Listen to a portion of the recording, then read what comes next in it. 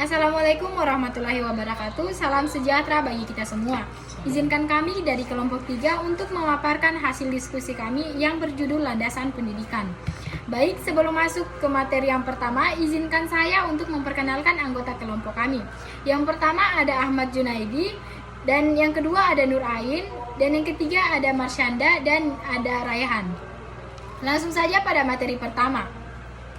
Baik, saya akan membacakan materi yang pertama, yaitu landasan pendidikan. Landasan pendidikan merupakan fondasi yang kokoh untuk membangun sistem pendidikan yang efektif dan yang berkualitas. Memahami landasan pendidikan, baik dari aspek filosofi, sejarah maupun ilmu-ilmu pendukungnya, akan memberikan pemahaman yang mendalam tentang tujuan, proses, dan nilai-nilai yang terkandung dalam pendidikan. Yang kedua, filosofi pendidikan. Filosofi pendidikan merupakan landasan fundamental yang melandasi pemikiran dan praktik pendidikan. Filosofi pendidikan menyelidiki pertanyaan mendasar tentang makna, tujuan, dan nilai pendidikan. Beberapa aliran filsafat pendidikan yang terkenal seperti filsafat idealisme, realisme, pragmatisme, dan eksistensialisme memberikan perspektif yang beragam tentang pendidikan. Yang pertama yaitu filsafat idealisme. Filsafat idealisme memandang pendidikan sebagai proses pengembangan pikiran dan moral manusia. Pengetahuan dan nilai-nilai universal menjadi fokus utama. Yang kedua, filsafat realisme. Filsafat realisme menekankan relatif objektif dan kebenaran empiris. Pendidikan bertujuan untuk membangun kemampuan berpikir logis dan rasional. Yang ketiga, filsafat pragmatisme. Filsafat pragmatisme memandang pendidikan sebagai proses yang berorientasi pada tindakan dan hasil yang nyata. Pendidikan bertujuan untuk memecahkan masalah dan meningkatkan kehidupan. Filsafat eksistensialisme. Filsafat eksistensialisme menekankan kebebasan dan tanggung jawab individu. Pendidikan bertujuan untuk membantu individu menemukan makna hidup dan kebebasan mereka. Baik, saya akan meneruskan materi dari rekan saya. Sejarah perkembangan pendidikan. Sejarah perkembangan pendidikan memberikan gambaran tentang bagaimana pendidikan berkembang dan beradaptasi dengan perubahan zaman. Dari masa prasejarah hingga era modern, sistem pendidikan telah mengalami transformasi yang signifikan, dipengaruhi oleh berbagai faktor seperti filsafat, agama, politik, dan teknologi. Masa prasejarah. Pendidikan dalam masa prasejarah bersifat informal dan berbasis pengalaman. Masyarakat primitif meneruskan pengetahuan dan keterampilan melalui proses imitasi, observasi, dan pengamatan. 2. Masa kuno. Pendidikan dalam masa kuno mulai terstruktur dan terorganisir. Sistem pendidikan di Yunani kuno dan Romawi kuno menekankan pengembangan intelektual, moral, dan fisik. 3. Masa abad pertengahan. Pendidikan di masa abad pertengahan didominasi oleh pengaruh gereja. Sekolah-sekolah yang didirikan oleh gereja menekankan pendidikan agama dan literasi dasar. 4. Masa Renaissance. Masa Renaissance menandai kebangkitan pada minat ilmu pengetahuan dan seni. Pendidikan mulai berfokus pada humaniora, sains, dan seni. 5. Masa modern. Masa modern ditandai dengan perkembangan pendidikan yang semakin kompleks. Sistem pendidikan modern menekankan pendidikan universal, aksesibilitas, dan relevansi dengan kebutuhan masyarakat. Materi selanjutnya, psikologi pendidikan.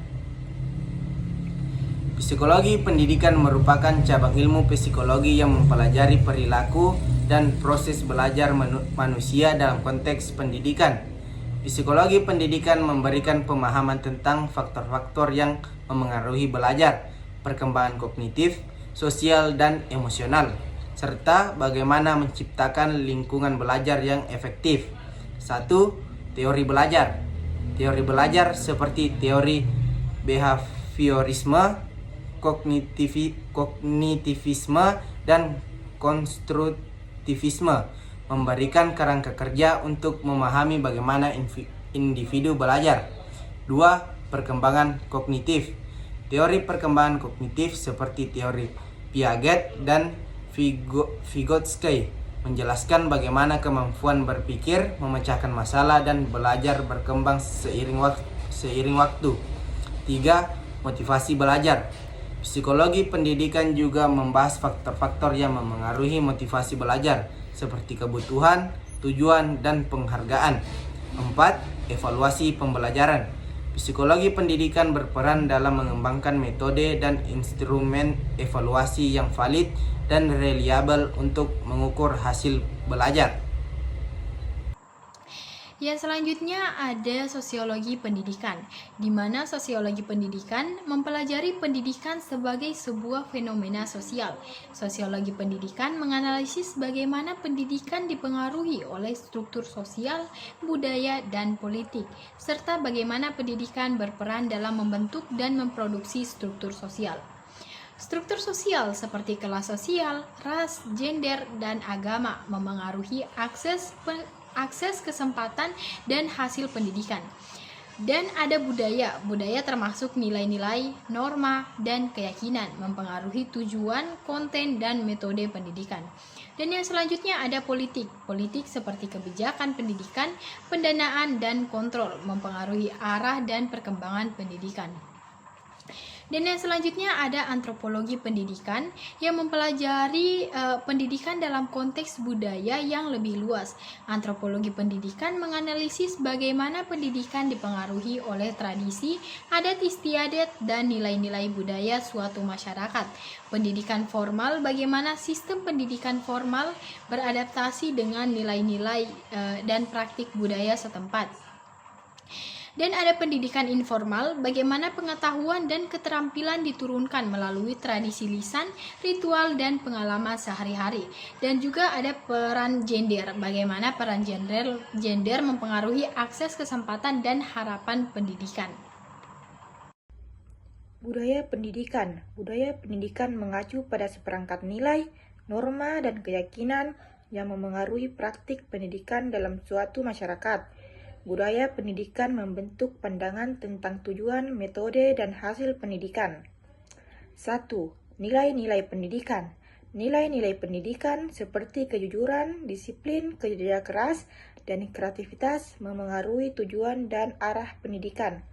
2. Metode pengajaran. Metode pengajaran yang digunakan seperti ceramah, diskusi, dan proyek dipengaruhi oleh budaya pendidikan. 3. Peran guru dan murid. Budaya pendidikan memengaruhi hubungan antara guru dan murid, serta peran mereka dalam proses pembelajaran. 4. Evaluasi pembelajaran. Budaya pendidikan memengaruhi cara mengevaluasi hasil belajar seperti tes tertulis, presentasi, dan portofolio. Kesimpulan dan implikasi praktis. Memahami landasan pendidikan sangat penting untuk meningkatkan kualitas pendidikan dan mengembangkan sistem pendidikan yang lebih efektif. Landasan pendidikan memberikan kerangka kerja yang komprehensif untuk memahami tujuan, proses, dan nilai-nilai pendidikan. Keterlibatan semua pihak penting untuk melibatkan semua pemangku kepentingan dalam proses pendidikan, termasuk guru, murid, orang tua, dan masyarakat. Kurikulum harus relevan dengan kebutuhan masyarakat dan perkembangan zaman. Tujuan pendidikan harus jelas dan terukur, dengan fokus pada pengembangan potensi individu dan kemampuan memecahkan masalah. Pendidikan harus berorientasi pada globalisasi dan perubahan teknologi, serta mengembangkan kemampuan berpikir kritis dan kreatif. Baik, itu saja yang dapat kami sampaikan. Kurang dan lebihnya mohon dimaafkan. Dan untuk diskusi tanya jawab mungkin bisa dilakukan di grup WhatsApp mata kuliah pengantar pendidikan. Sekian dari kami. Wassalamualaikum warahmatullahi wabarakatuh.